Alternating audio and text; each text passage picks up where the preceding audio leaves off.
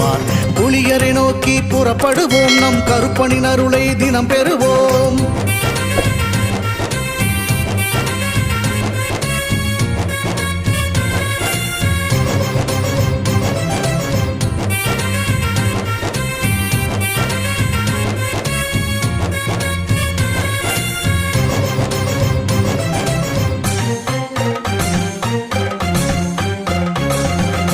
அல்லும் பகலும் அலைந்தேன், விதி அழைத்திடும் பாதையில் பயணம் தினம் செய்தேன். கண்ணீரே சுமந்தேன், பல துன்பங்கள் சுமப்பதை வாழ்க்கை என நினைத்தேன்.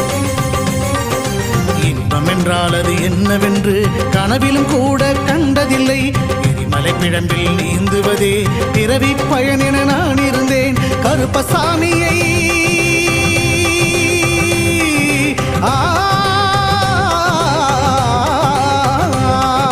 கருப்பசாமியை பார்த்தவுடன் விதிகளும் விலகி ஓடியதே. வெறுப்பென வாழ்ந்த வாழ்க்கையை மாற்றி சிறப்பாய் வாழ வைத்தவரே.